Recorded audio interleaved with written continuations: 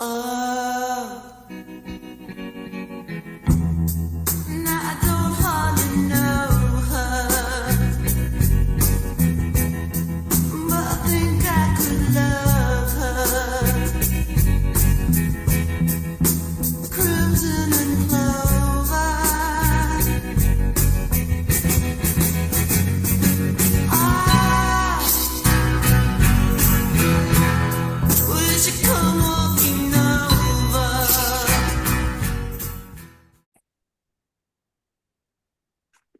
Hello, everybody. Today we have Ed back for his third installment. So we're going to just get right to it. So this question is from Ben in Belgium. And he had two questions. Ed already is aware of these two questions, so I'll hand it over to you. Okay, the first question was regarding the gas masks that SOG was issued and carried on their LBE, the load-bearing equipment. Actually, the straps, the shoulder straps, which is where they were commonly carried. And these were lightweight half masks.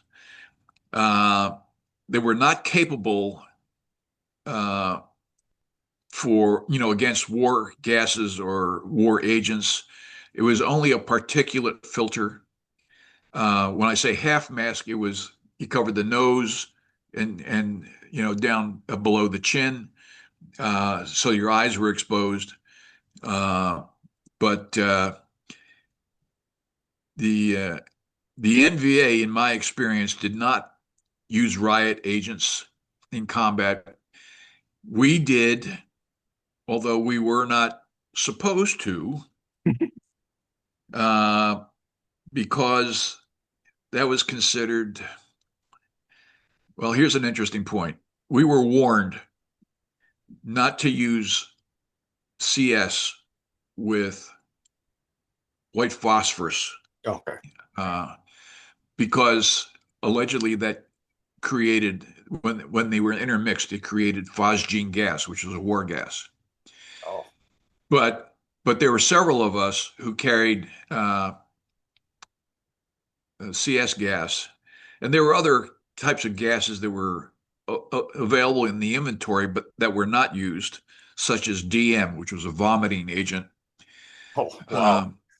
But the CS gas was used to break contact typically, and it was very effective.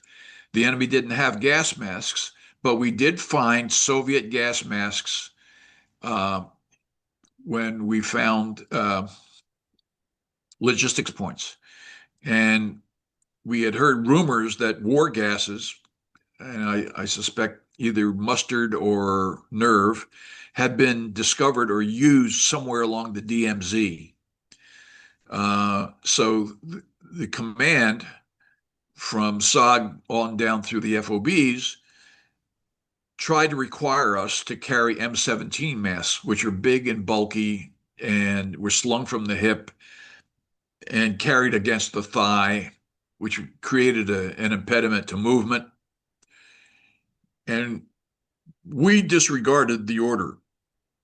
And the FOB commander that we had no way of enforcing it, because we always had an excuse that it was a combat loss, that it was shot off my hip, or something like that.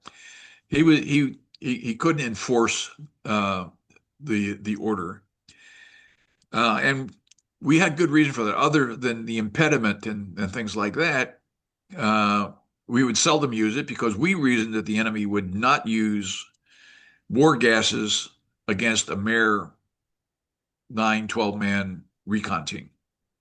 And we were right. So that's the answer to the gentleman's question. The second question was, he was wondering how long it took for us to move a kilometer per day, which was the typical pace of movement in our area of operations and during our missions. And this actually has kind of a complicated answer to that question.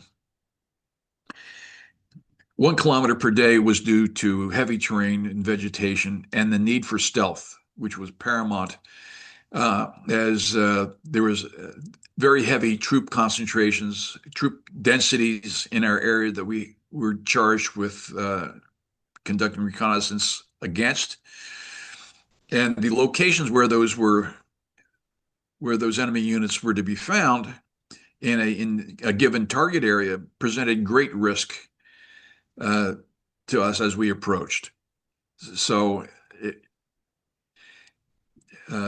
we were, at least my team in particular, was focused on really heavy troop concentrations.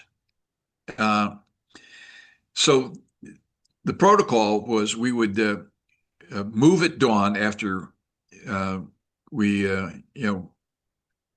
woke up, and we would move for approximately 50 minutes and then pause for 10 minutes for a listening break. And then we would repeat that process until around noon. And then at noon, we would go into a defensive perimeter and pause to make a communications check and give a status report, and then have the noon meal. We only ate 2 meals per day. So after that noon commo check, that normally lasted about an hour, and then we moved out and moved for another 4 to 5 hours, and did the same routine. 50 minutes of moving, 10 minutes listening break. And then as dusk approached, then we would move into another defensive perimeter to conduct communications again, and then subsequently eat our meals. We would move yet again for a short distance to avoid RDF. The enemy had an RDF capability, radio detection capability, direction finding capability, I should say. And so it was always protocol to move from where you were consuming food, which had an aroma to it, and sending message traffic to another location where you establish your night defensive perimeter. So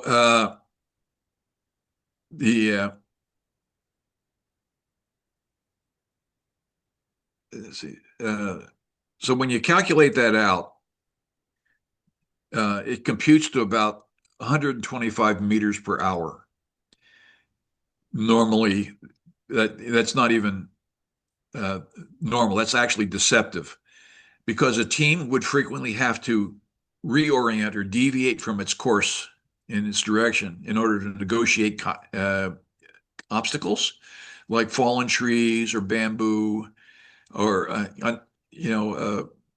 other kinds of impediments like that, to avoid making too much noise, to get to more tractable terrain, and those kind of things. And we would not, unless you were really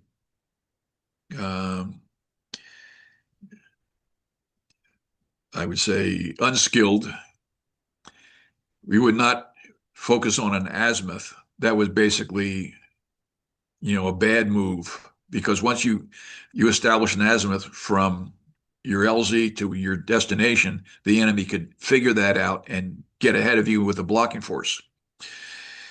So aside from the deviations, then we often had to reconnoiter danger areas such as trails or roads, or discoveries that we came along, like entrenchments and things like that, which would take time. And in addition to that, if you're in mountains and hilly terrain, the length of your pace would be abbreviated. You would take shorter steps to negotiate a slope. So it really was considerably less than 125 meters per day. It was more like 100 or even less per day. And the additional thing was the way you moved was important. You were trying to maintain stealth.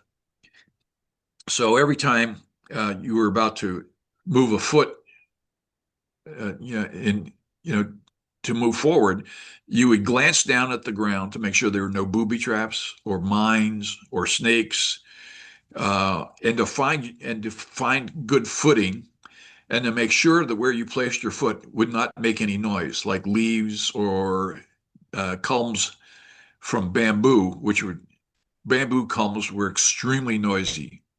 It was like a gunshot. That's how it would crack. So and then you would place your foot where you had just glanced, but you would be looking with your weapon, scanning your area of responsibility, and at the same time trying to maintain your balance on a slope. So all these things required slow movement and stealthy movement. Now, a And question then, for you.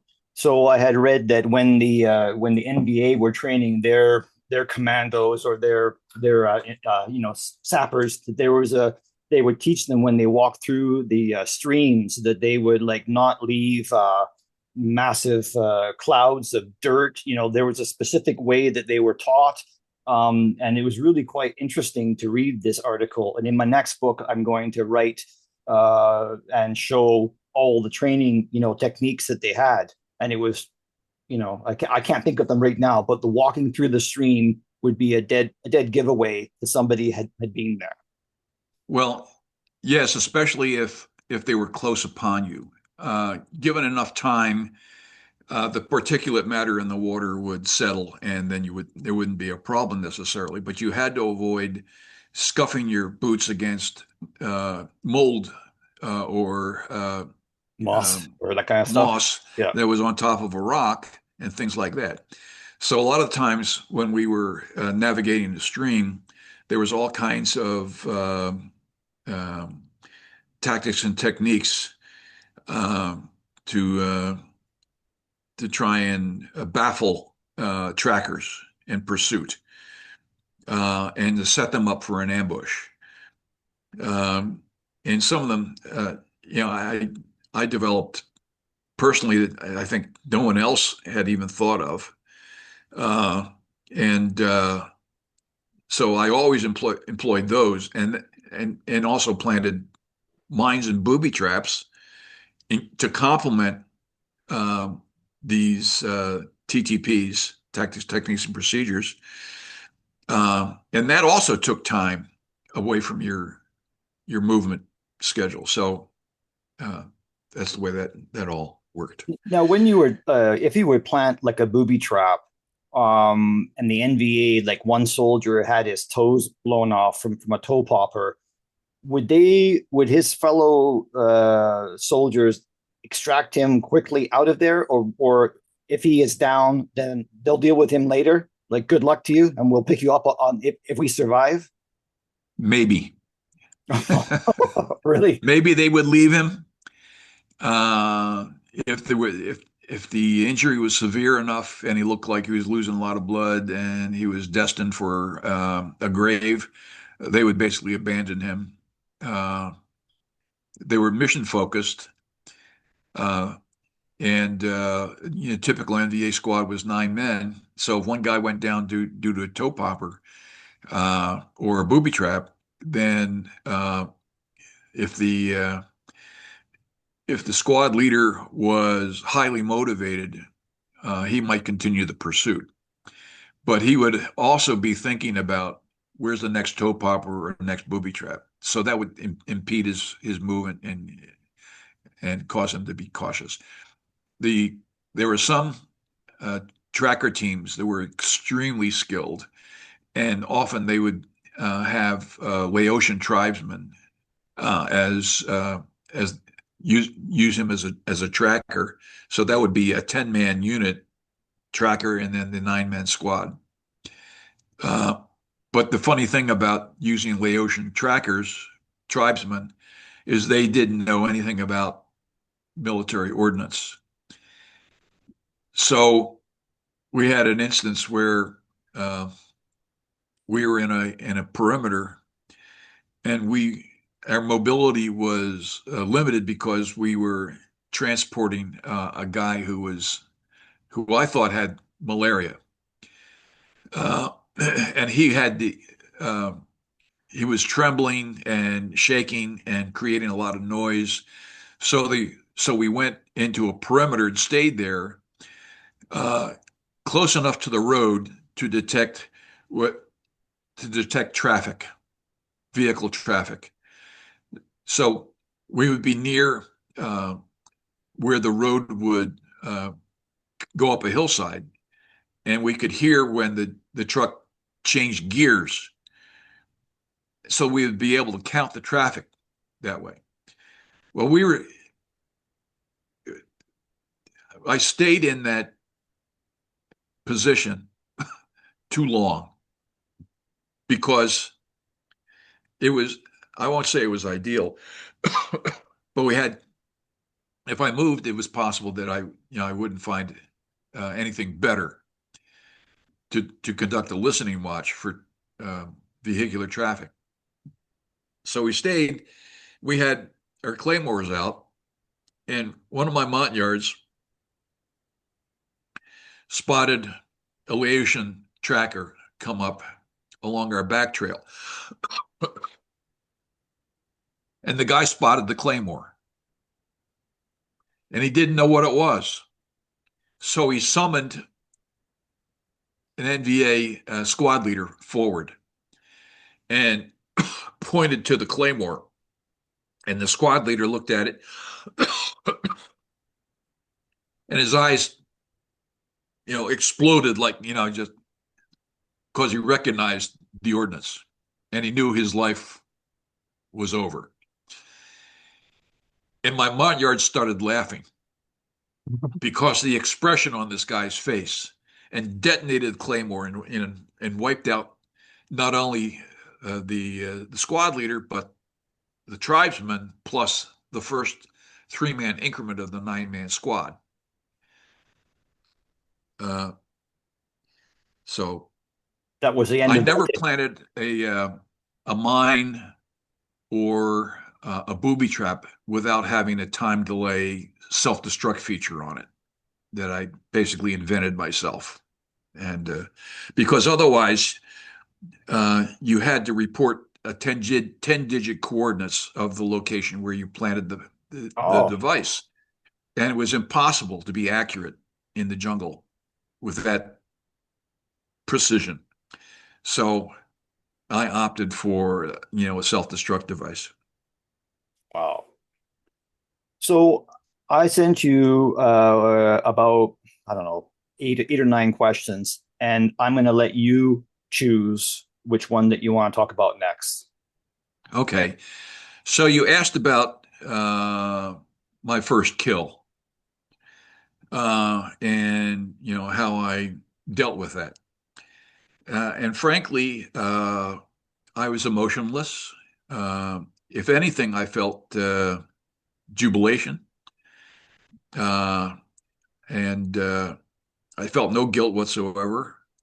I was always self-possessed in a firefight. There was no panic in me. There were others who did hesitate, maybe even freeze, and were intimidated by the the the sound of uh,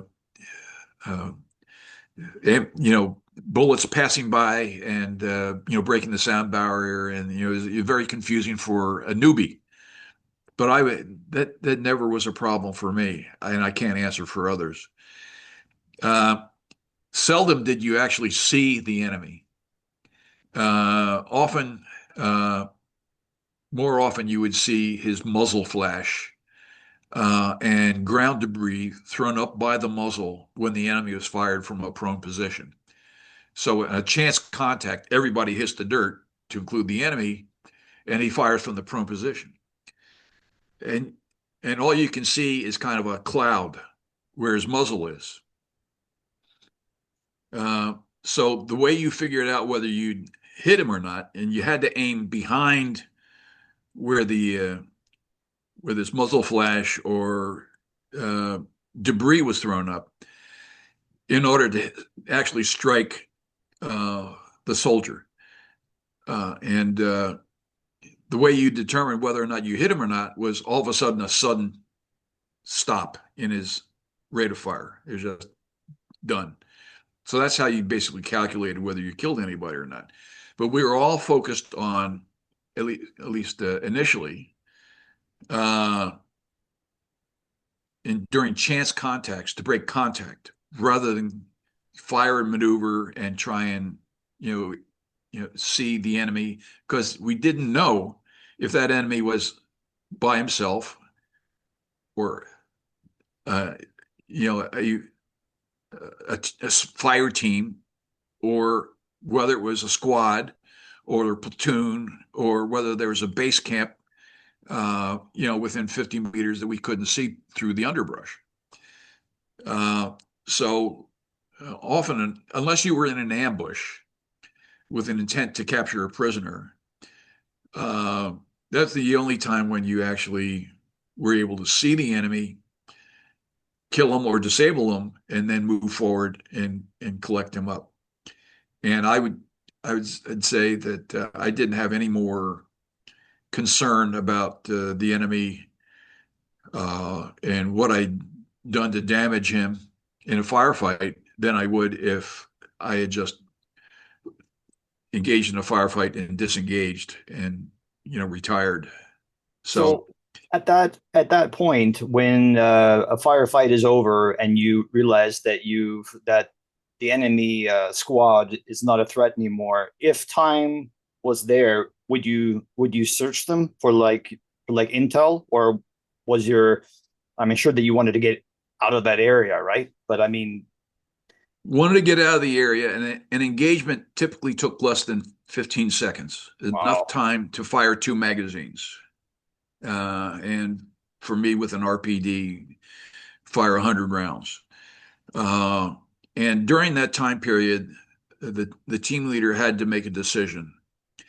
And it was bound by these concerns about, was this guy alone? Was this just a squad? Was this more than a squad? Was there an enemy encampment close by? So there was no way really to know that kind of a thing. And so unless you set up on a trail or a road with the purpose of Prisoner snapping, initiating an ambush for whatever person, harassment and interdiction, or POW capture, chance contacts often did not result in you going forward and examining the enemy and obtaining any documentation from his corpse. I did have a battle drill, which evolved from if we spotted the enemy and he didn't spot us, I could evolve that into a staggered file, and evolve that from a staggered file to a hasty ambush formation.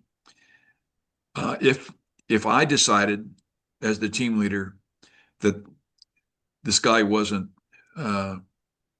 if this was an inappropriate type of an engagement. So if he was by himself and he was you could tell if the enemy was unaware of you, because if he was aware of you, he would have his weapon up at port arms. Somebody who is in feeling safe, and he's in his element, and he's within a camp, or he's a sentry and he's bored to tears, he would have his weapon slung either across the chest or across his back, and his hands would not be on the weapon. So that would be an opportunity to attempt, a hasty POW ambush. Okay, so that kind of answers that question. So the next thing you wanted to talk about was intelligence support, which is a pet peeve of mine. And in my experience, our intelligence support from both SOG headquarters, even MACV headquarters, and at the FOB level were incompetent. And so the way intelligence operated was we would go out and collect intelligence and find something of significance. We would understand the significance of that because we understood enemy tactics and key indicators. For instance, what kind of an echelon you were dealing with. You can see what kind of weapons they were carrying. You can see what kind of buildings, what kind of field fortifications were there, and you could determine maybe the size of the unit. There were other things that would really raise your suspicions because they were an anomaly. These things were not commonly found in Laos. So we would come back and report these kinds of things and expect that there would be follow-up. And often, overwhelmingly often, there was no follow-up to real hardcore discoveries that we risked our lives to find. And it was very problematic for me because I understood what was going on. There may have been other team leaders who were reporting intelligence and thought nothing of exploitation of what had been found. But I certainly did. And it was kind of like a morale problem. And this caused me to almost abandon reconnaissance and move into combat patrolling with intelligence gathering as a side benefit. So if we would kill a squad or whatever, and then move up on and collect information, or if we happened upon the logistics installation and killed sentries and then moved into, the logistics facility, then we could exploit the intelligence. And that was something that actually could not be ignored. If you found a logistics site, the FOB had almost no option other than to exploit it. The way intelligence operated for us in the FOBs and in SOG was that every month there was a meeting that was largely organized by the 7th Air Force. And the 7th Air Force had photo and satellite intelligence. They spotted things that piqued their curiosity, and they would say, "I want this checked. I want that checked," but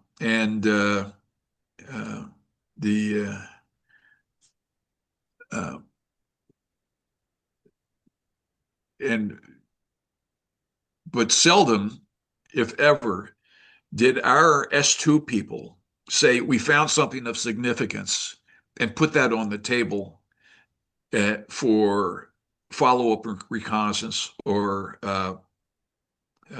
exploitation. Almost never happened. Wow. So you come back from an operation and you go into the S2 shop, and an S2 guy would ask you questions and fill out a form of all the things that you saw. And sometimes this guy did not understand the significance of what you saw.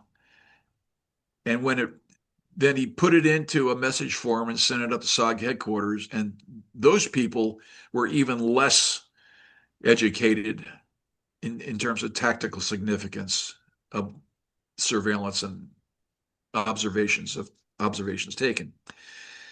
So I found that I was sent on operations where there was virtually no intelligence. We had target folders that were not kept up to date by our S2 personnel. And there was no information there on enemy force structure or locations or other indicators.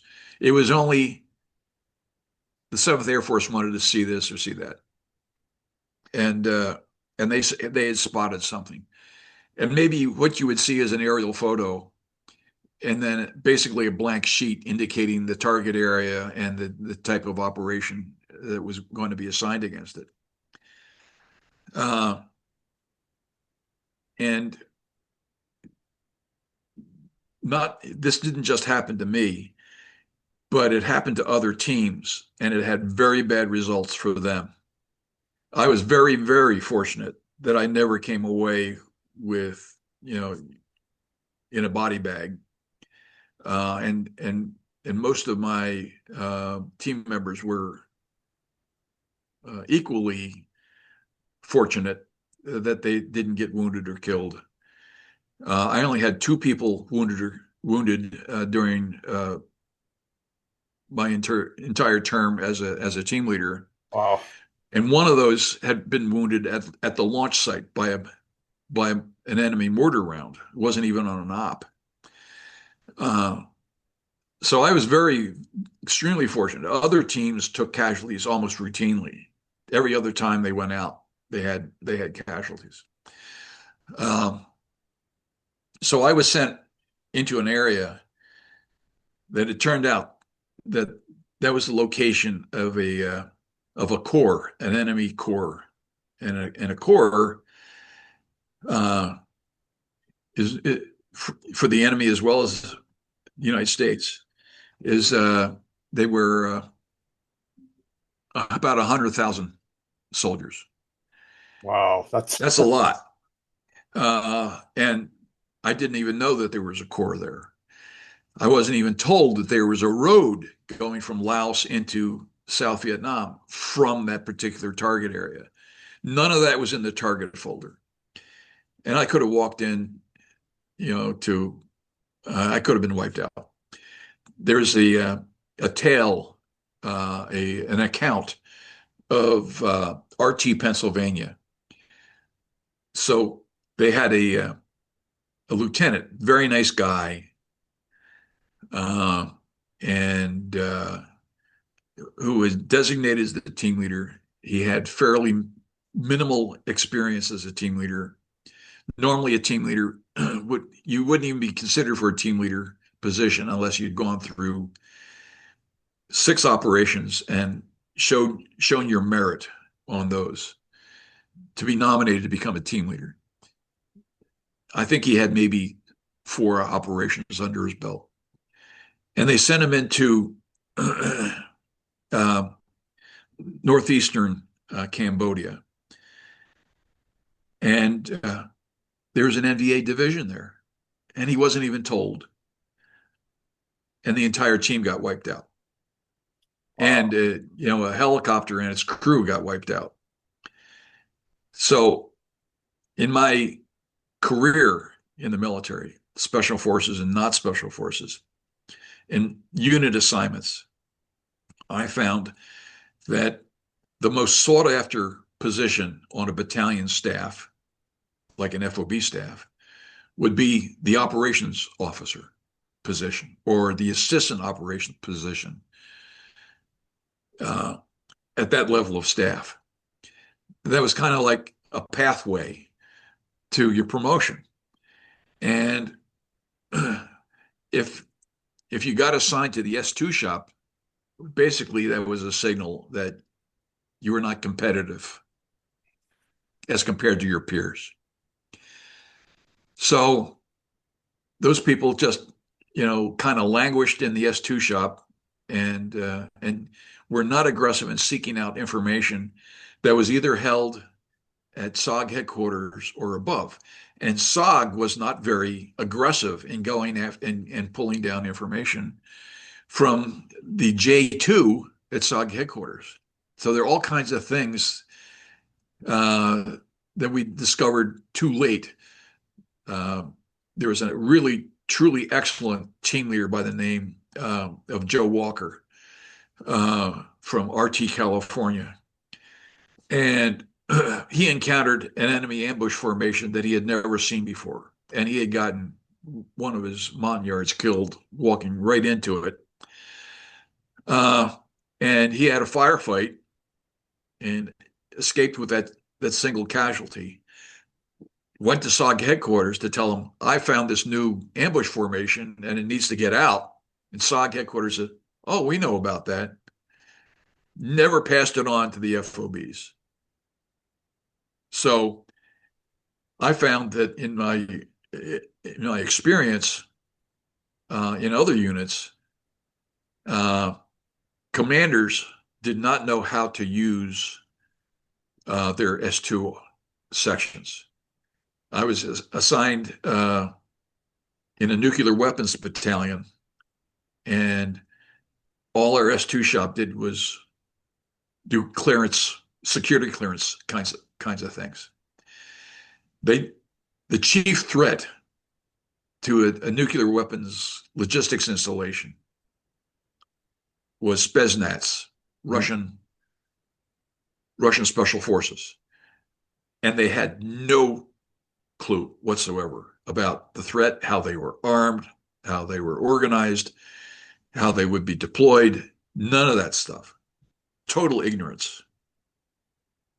So I can give you lots of examples, but I actually would prefer to wait until we can actually put some images online showing maps, and I could actually show you how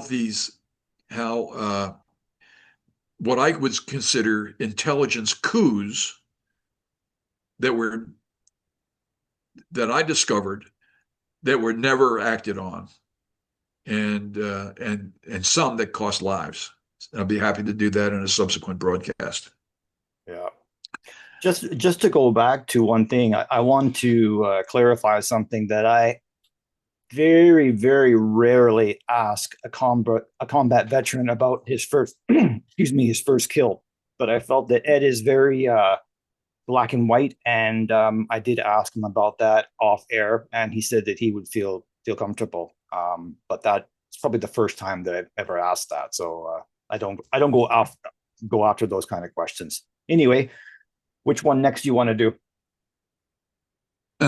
You had something there on worst case scenarios. Yeah, just I mean, if you're Not to be taken alive. Yeah, Never I be mean, taken alive. yeah, Yeah. Well, that was my attitude. I was resolved early on, in even as an assistant team leader, never to be taken alive. And if I was the team leader, or if I had to step into the team leader role because of a casualty to the team leader, I knew what I would do. I would call in TAC Air or even a B-52 strike onto my position where I was. I wouldn't hesitate. And I would accept responsibility for that airstrike, knowing that it could very well mean the end of me and the end of my team. And there were a few people who had that similar resolve. John Plaster was one of them. He has authored a number of books about SOG, and I recommend to your listeners that they pick up some of those books and read those. But he had the same mindset that I did. And yeah, exactly. And that mindset was, you should try to become comfortable with the possibility and the idea that you wouldn't survive repeated missions. And once you got that into your mind and were comfortable with that, then you could surmount your fears. And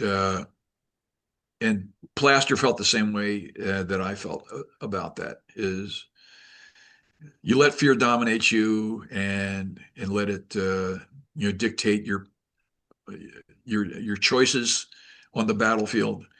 Uh, you were being less than effective. And John had come to terms with the possibility of dying, and he didn't blanch at all. And in keeping with the this theme of worst case scenarios, I was assigned several suicide missions. I call them suicide missions because those were missions where casualties were highly likely, almost guaranteed, and you would be engaging superior forces without question. And on every one of those occasions, Lady Luck intervened on my behalf. And why I was assigned to those missions was because I used a heavy team that was extremely well armed and well versed in battle drill. And I was very comfortable in close combat engagements. The recon company leadership had a rationale for giving me hot areas to insert me into hot areas or hot missions. And that was because I had that heavy team and I was an experienced team leader. And because of those factors, I and my team were more than likely to survive. And normally there was a protocol. So they had a board up on the wall in Recon Company where all the teams were listed and their status. So if you're had just returned from a mission and you're reconstituting because of casualties and stuff like that, you got a certain status. If you had come back from an operation and you were unscathed, then you immediately went into a stand down posture. And you could do whatever the hell you wanted. You would want to go on leave or take a trip to Saigon or wherever. And then what followed that was a duty cycle. And then so it was like a 4-week cycle. And then the fourth week was typically when you got your warning order and you began your preparation for your mission.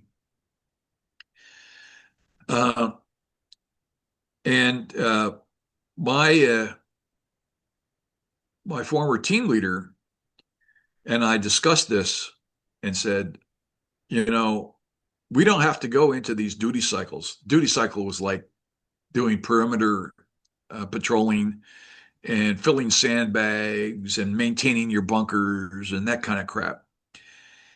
And he said, why don't we just make it a three-week cycle?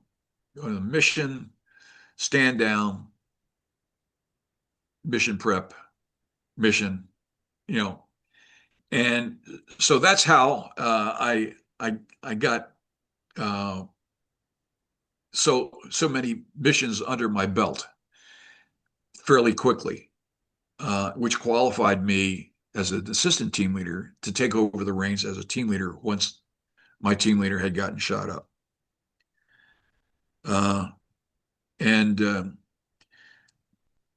Anyway, I think that addresses that question. Yeah, you did that's for sure. And just for the public, I mean, there were teams. I know of one team, and the 1-0 did call in an airstrike and said, "Put it right on me." He said, "I'm being overrun," and it was like, "What? No, drop it right on me. Like things are terribly like bad," and they've never found him or the balance of the team. And I'm friends with the family.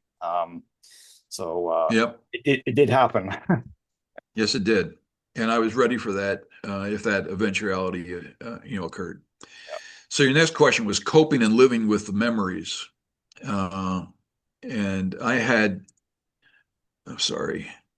I never had a coping problem. Some did. Uh, their fear dominated them. There was one guy, a team leader, who was a senior NCO, who would take uh, what was called Green Hornets. Yeah. And Green Hornets were an amphetamine, so that he would never sleep during the course of the operation. And it affected him in a couple of ways. One is that he was fatigued because he didn't have a sleep cycle. The other one was he would have hallucinations. So he would hear imaginary movement, and he would speculate that the enemy was moving in on the perimeter. And the Montagnards would say, no. And he would say, yes. So he would keep them up all night. That's And then the last thing that occurred to him was he became addicted. Mhm. And so he was, when that became apparent, this was reported to Recon Company Commander, that he would come back with an empty vial of Green Hornets from his, what was called the 1-0 pack, which was a medical kit that every team leader carried. So he was reassigned. So I was able to maintain a clinical perspective on combat losses with other teams. As I said, I only had 2 casualties on my team, whereas other teams had casualties almost routinely. And so I had a dispassionate issue about casualties on other teams. There were some really fine fellows in Recon Company, golden boys, all-American kids, handsome, virile, patriotic, who went out and got killed. And on one instance, a guy who was on RT Ohio, he had gotten killed, and his team leader had basically come back without him. I think that's correct. No, he might have recovered the body. And that team leader was haunted by the fact that this lovely young guy had been killed. And he was never the same after that. And he left Recon. This was actually a captain. He left Recon and became a Covey rider, which was a good use of his experience. And so I was very stoic. And when this was reported to me, this guy was loved. I mean, everybody loved this guy on the FOB. And my assistant team leader came in and said, so-and-so was killed. And I was reading a comic book at the time. And I kept reading it. And I said, that's interesting. I kept on reading it. And he gave me this look as though I was like, what is wrong with you? And he shook his head and he left the team room. And I put the comic book down on my chest and I said, should I be feeling something? And I didn't. So that in a way is a coping mechanism, that you isolate yourself from the brutal facts of the casualty rate we endured. And so that story goes on. We got fairly callous after, the kind of casualties we had. I don't know if I mentioned this story to you before, but in follow-up to this young man being killed, right up the road from us was the 4th Infantry, a brigade of the 4th Infantry Division. And somebody asked for the chaplain to come and give a memorial service at the FOB. So I was in stand down, and the first sergeant came to me and said, get dressed, and go over to the theater because there's a memorial service for so-and-so. And don't give me any lip about it. So I got up, I put on my flip-flops and my Bermuda shorts and went to the theater. And there were two other guys who had been also hustled by the first sergeant. I brought a paperback book to read, and another guy went to sleep against a pillar, and another guy was also reading either a comic book or a magazine or something like that, and basically ignored this chaplain as he was delivering, this memorial service.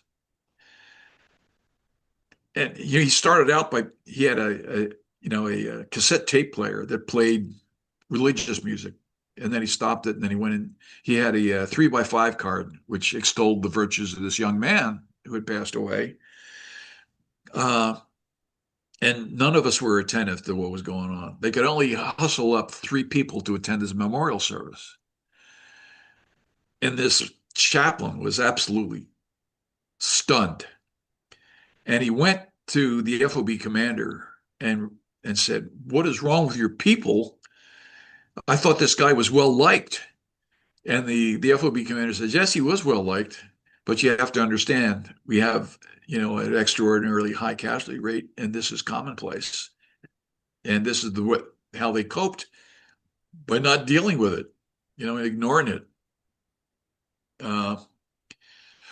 So the other way I coped was if I had I'd come back from an operation, and I would know what I did wrong, what I did right, and ways to improve, or I thought I did. And I would go to sleep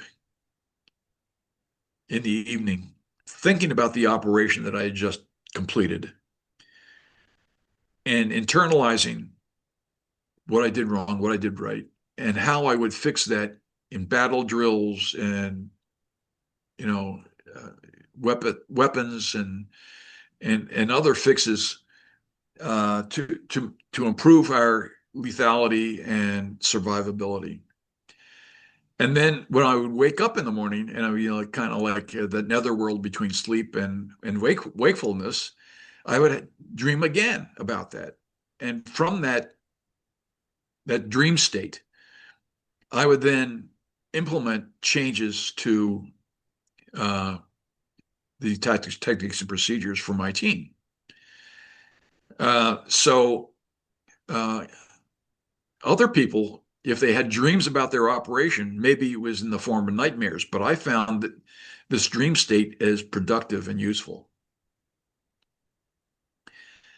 I think So it would be very easy for people that are watching this to think, how callous and unemotional that you guys were, but simply you have to turn that switch off because that you had a job to do there, and if you let that in just one time, you're done, right? I mean, your edge is done, and it's not I'm sure no one enjoyed to be like that, and I'm sure that when you came home, it was hard to turn that switch back on again and be a normal human being. But while you're there, yes. you can't, right? Well, it's interesting is that for 2 years, at least 2 years after returning to the States and, assigned to Fort Bragg, every time I heard a helicopter starting up, I would get an adrenaline surge for 2 years.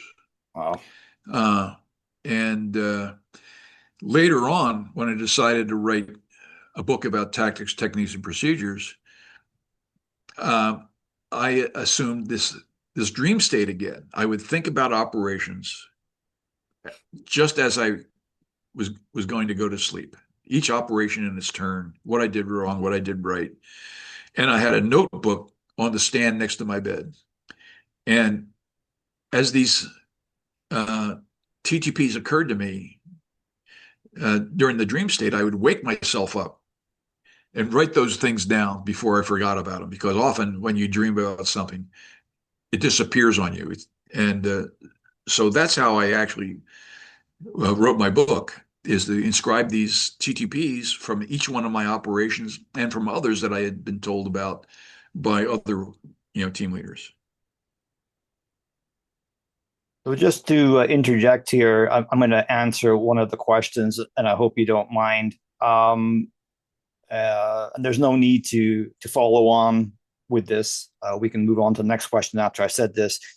Your loss of your eye was not through any kind of combat thing. It was to do with a car crash. There was no Rambo event that or whatever. So That's correct. yeah, and And unfortunately, it had an effect on my career because once you lose an eye, you're no longer deployable. yeah, And so when you go up for promotion, you're measured against others uh, who also have had great efficiency reports. So they start looking for discriminators. And if you're not deployable, then you're not going to get promoted. It's just the hard facts of the way things were. yeah. So I might have wound up as a full colonel, but who knows? Maybe not. So let's do one more, and then we'll end this one. Um, and then in a couple of weeks, I'm going to go away on a trip, but I wanted to tell the viewers that we've got two other podcasts lined up. That will be with you and another team leader. And we're going to have a conversation that you've been waiting to have for a long time about the current training of special operations and where you feel that they should be. And both you and this other gentleman are on the same page as that. And then later on in the future, I'm going to attempt to do something that's not been done before and have three team leaders on at the same time. And there's actually a picture of four of you, and sadly, one of them has passed away. So if I can get three of you together, and it sounds like you're all game, that's going to be a first, and I think that will be really cool.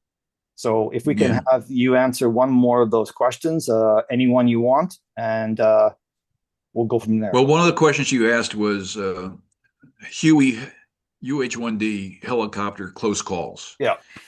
And I would ask to reserve that explanation to another podcast Sure. because it's Okay. it's a very dramatic operation. And it takes a while to explain it. Okay. And Okay. Then how about we jump to an easy one? Now there's something that I've learned from you guys, and the two choices or two things that are most imperative when you go behind enemy lines or you SOG missions are your ammo and your water. And food, okay, you can be hungry, but you're not going to live without water. And without ammo, of course, you're not going to live for very long. So how do you balance that? it was never a choice. Oh, You okay. just you took your basic load of ammo as normal, and you just took the additional burden of more water. So you carry more canteens, and tolerated the additional weight. And during dry season, during monsoon season, it wasn't an issue at all. You just open your mouth in monsoon season, and your thirst would be satisfied. During dry season, I would plan my route to intersect water sources and select those that I would avoid. So there's intermittent streams would dry up during the dry season. But other streams that came along ravines and descended, from springs that were, coming from ridges and hills, those were depicted on a map. Then I would orient my route to pass by those in order to refill canteens. Because what you didn't want to do, of course, is to go to a full-fledged stream, because that's where the enemy is most likely to encamp. The enemy needs water too. and the enemy may even, if he knew that you were around, the people who were, the enemy troops that were along that stream would be alert. So I tried to find alternate sources for water. Now you Uh, always want that. Sorry to interrupt you, but you don't want to find like still water. You want to find water that's moving, right? Because still water. I mean, I don't. There's going to be parasites in the still water, right? yes, that's correct. So we would even find, moderately flowing streams that would be maybe as wide as 8 to 10 meters across. Uh, and uh, we would fill up our canteens as we passed across the stream. We would just pull out a canteen, dip it into the water, and then, or we would wind up establishing a defensive perimeter on the other side of the stream and send one or two individuals, actually two individuals, one as guard, and the other guy would have a whole bunch of canteens that he would fill. That was the most common practice.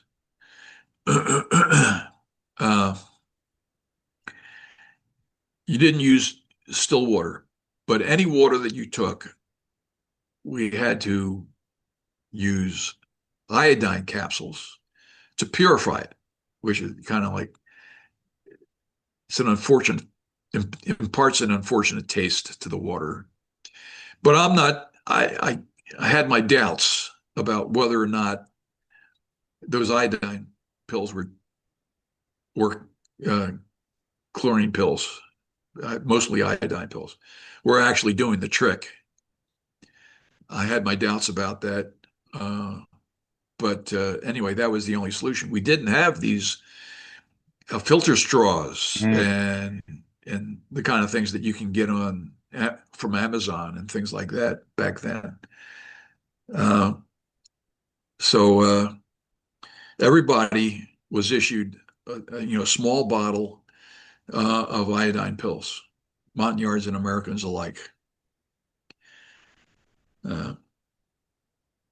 And another thing was during dry season, I would not take dehydrated Oh, yeah. LERP rations because they required quite a bit of water. I would use a combination of C rations and indigenous rations that require less water. And I also taught myself to tolerate thirst. So I required less water than most of my teammates, to include my Montagnards. I'm, the rule of thumb in the military today is hydrate, hydrate, hydrate. And,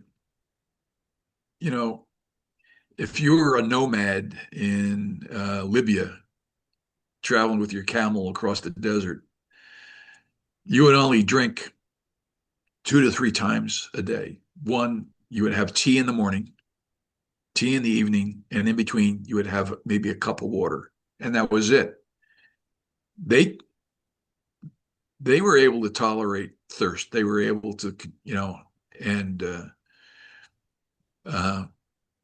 in very dry conditions. So, I said, well, if they can do it, I can do it. I did meet a guy who was in, I think it was the Iran war. And he said that when he was out in the desert, he would find a small pebble and put the pebble into his mouth and suck it. And I'm going, what? Put a rock in your, he goes, just trust me. And sure enough, he said it will take that feeling of dryness out of your mouth. But Yes, that happened. And you could also have like a piece of candy. But the problem with that, with candy or a chewing gum that you could get out of your C ration issue, as you masticated that, it would inhibit your hearing. So you'd be hearing the mastication of as you chewed. So it impaired your hearing. So I didn't use that. And I don't know, I think I tried using a pebble once.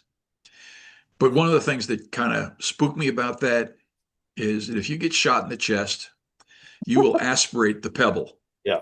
Then you're and done. multiply your problems. Yeah. Yeah. And you don't need more problems than a sucking chest wound. No, no. So today, why don't we end it for now? And then also a word for the viewers. We're going to put these onto Spotify. But I'll leave that information for everybody else because some people have asked me about that, so they can listen to it in their car or at work or something. So we'll do that. So there's lots coming up. So and thank you, Ed, for coming on again and being so factual. And this history is so important while we have you guys here, right? Which is I would also add one last comment, which is those who are viewing these podcasts should spread the word among their fellow Facebook companions and let them know that these podcasts are out there and worth their attention. Definitely. Okay, so I'm going to end this for the viewers, and then I'll talk to you for a minute off air. So thank you, and we'll talk to you soon. Okay, swell.